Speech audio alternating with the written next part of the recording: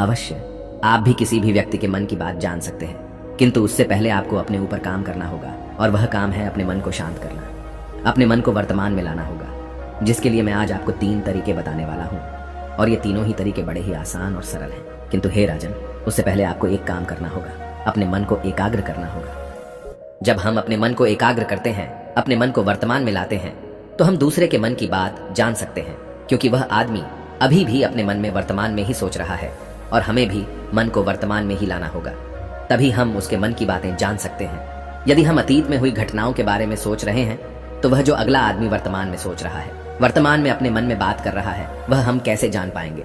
क्योंकि हम तो अतीत की घटनाओं में डूबे हुए हैं। इसलिए किसी के भी मन की बात जानने के लिए सबसे पहले हमें हमारे मन को एकाग्र करना होगा, उसे वर्तमान में लाना होगा। आगे वह व्यक्ति राजा से कहता है, हे राजन, जो 3 तरीके मैं आपको बताने वाला हूँ, इन 3 तरीकों से बड़ी आसानी से किसी के भी मन की बातें जान सकते हैं। उसके बाद वह अंधा आदमी राजा से कहता है, हे राजन, जो सबसे पहला तरीका है वह है आंखों पर ध्यान देना।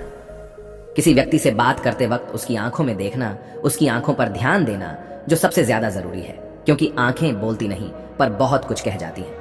यदि हम किसी व्यक्ति की आंखों के इशारों को समझना सीख जाएं, हम यह जान पाएंगे कि व्यक्ति के दिमाग में क्या चल रहा है, वह क्या सोच रहा है और अभी वह क्या करने वाला है। मेरे पास आंखें नहीं हैं, लेकिन मैंने अपने गुरु से यह विद्या सीखी है, क्योंकि बहुत सालों पहले मेरे पास आंखें थीं और मैं उस वक्त लोगों के मन की बातें केवल उनकी आंखों से ही जान लेता था।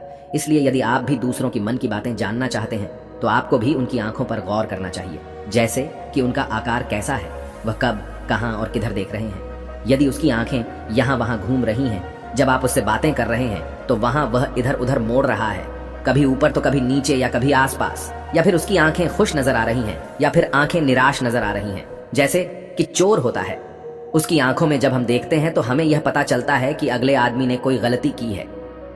ठीक उसी प्रकार जब हम किसी चालाक व्यक्ति की आंखों में देखते हैं, तो आपको पता चलेगा कि उसकी आंखों में एक भाषा होती है। एक बहुत ही सीधा और आसान तरीका होता है।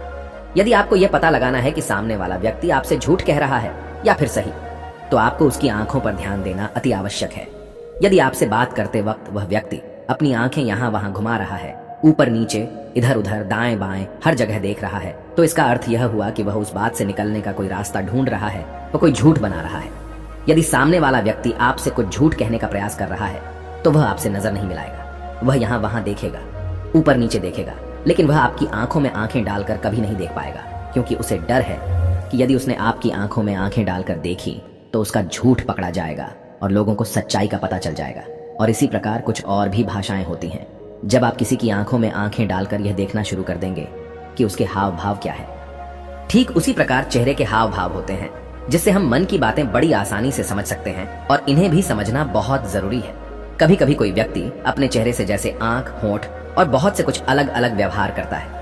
यदि आप किसी व्यक्ति के चेहरे में गौर करेंगे, तो आप आसानी से समझ पाएंगे कि वह व्यक्ति निराश है, जब व्यक्ति बहुत उदास है, या फिर वह बहुत खुश है, या फिर उसे कोई बहुत बड़ा दुख है, वह अपने अंदर क्या महसूस कर रहा है, ये सारी बातें हम उसके चेहरे के हाव भाव से पता कर सकते हैं। फिर चाहे इंसान जुबान से कुछ बोले या ना बोले, लेकिन आप उसके चेहरे से सब कुछ पता कर सकते हैं।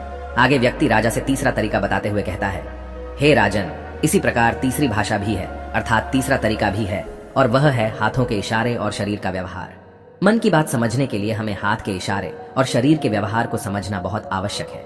कोई व्यक्ति जब बात करता है, तो आपने देखा होगा कि वो अपने हाथों को हिलाता रहता है, अपने हाथों से इशारा करता रहता है। बातों के साथ साथ अपना शरीर का जो व्यवहार है, अर्थात बॉडी लैंग्वेज, उसका भी पूरा उपयोग करता है, जिससे हमें यह पता चल पाता है कि वह व्यक्ति हमारी बातों पर कितना ध्यान दे रहा है और उसके मन में क्या चल रहा है।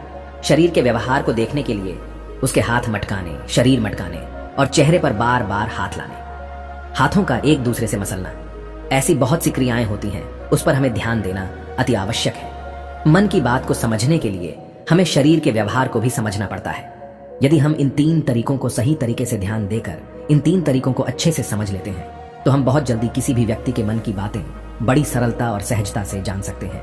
इसलिए यदि आपको किसी के मन की बातें जानी है, तो आपको उसकी आंखों पर, उसके चेहरे पर, उसके शरीर के हाव भाव को और उसके हाथों को ध्यानपूर्वक देखना और समझना होगा, जिससे आप यह समझ पाएंगे कि आखिरकार उसके मन में क्या चल रहा है और वह क्या सोच रहा है। लेकिन उनसे पहले आपको अपने मन को एकाग्र करना होगा, शांत करना होगा और अपने मन को वर्तमान में लाना होगा। तभी आप उस व्यक्ति की इन सभी क्रियाओं पर ध्यान दे पाएंगे, उन्हें समझ पाएंगे। अन्यथा आप यदि अतीत की घटनाओं में व्यस्त हैं, भविष्य की योजनाओं में व्यस्त हैं, तो आप उस व्यक्ति के हाव भाव पर कभी ध्यान ही नहीं पाएंगे और न ही आप कभी यह समझ पाएंगे कि आखिर उस व्यक्ति के मन में क्या चल रहा है, वह क्या सोच रहा है। आपने देखा होगा कि ऐसे कई बड़े संत महात्मा हैं जो बड़ी ही शांति से आपको देखते हैं और आपको देखकर ही ये बता देते हैं कि आपके मन में क्या चल रहा है।